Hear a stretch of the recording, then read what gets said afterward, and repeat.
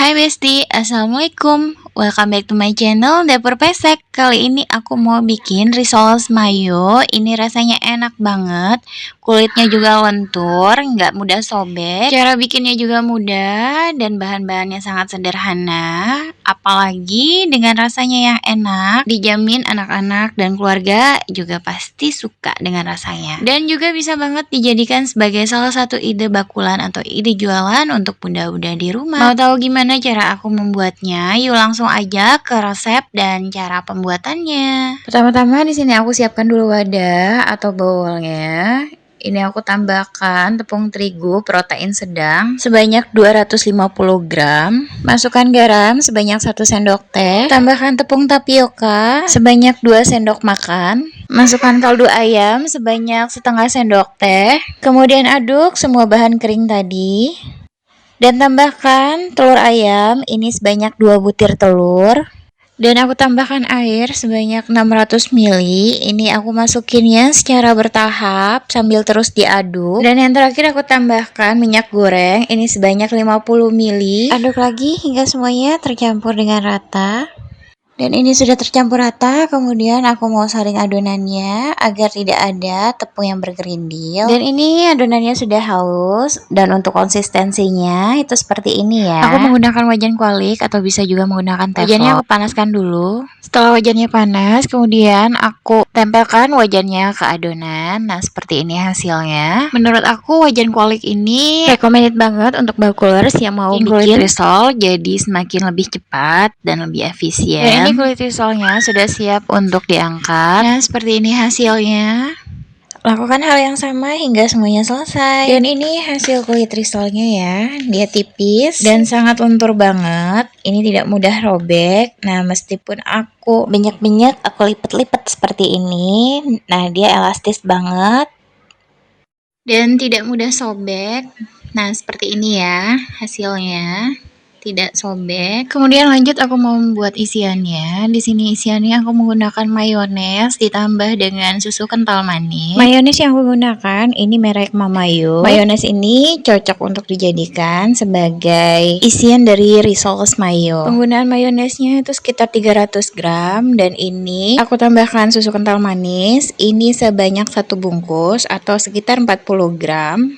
Kemudian aduk mayones dan susunya hingga semuanya tercampur dengan rata. Dan ini udah selesai, kemudian kita bisa sisihkan. Dan lanjut aku siapin dulu untuk bahan pencelupnya. Di sini aku gunakan tepung terigu, ini sebanyak 2 sendok makan. Nanti jika kurang itu bisa ditambah lagi. Dan tambahkan air secukupnya sambil terus diaduk. Dan ini udah cukup. Dan untuk konsistensinya seperti ini. Kemudian aku mau pindahkan, sekalian aku saring agar tidak ada tepung yang bergerindil. Dan ini bahan pencelupnya sudah selesai. Dan ini dalam tahap pengisian risoles mayonya. Di sini kita siapkan 1 lembar kulit risol. Untuk kulit risolnya ini ada bagian halus dan bagian kasar. Untuk bagian halusnya itu ada di bagian dalam, sedangkan yang kasarnya itu ada di bagian luar ya. Jangan sampai salah karena jika salah bisa memungkinkan risolnya itu jadi bocor ya. Kemudian tambahkan mayones, ini secukupnya saja. Di sini aku gunakan sekitar 2 sendok teh. 1 sendok tehnya itu di bagian dasarnya. Dan aku tambahkan isiannya. Di sini aku menggunakan smoked beef, bisa juga menggunakan beef burger atau juga bisa menggunakan sosis sesuai dengan selera saja. Dan bisa juga ditambahkan dengan telur rebus. Kemudian olesi lagi dengan mayones di bagian atas isian. Kemudian setelah diberi isian, kita tutup kulitnya. Lipat di bagian atas, kemudian tutup di bagian bawahnya. Dan kemudian tutup di bagian sampingnya. Nah, seperti ini. Lalu kita gulung.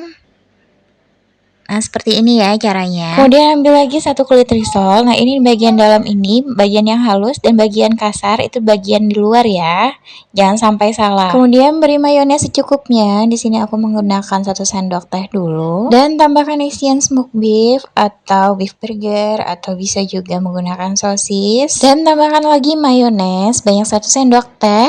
Kemudian tutup atau lipat di bagian atas, kemudian lipat bagian bawah dan tutup di bagian samping dan gulungkan seperti ini. Dan kemudian setelah risolnya sudah diberi isian, di sini aku mau bahan kering untuk pencelupnya. Di sini aku tambahkan 2 sendok makan tepung terigu protein rendah dan 2 sendok makan tepung maizena. Aduk hingga semuanya tercampur rata. Untuk bahan pencelupnya di sini aku menggunakan bahan kering. Gulingkan risoles di bahan kering. Kemudian lanjut kita celupkan di bahan basahnya, bahan pencelup yang basah. Nah, ini seperti ini. Kemudian baluri dengan tepung panir. Nah, seperti ini ya.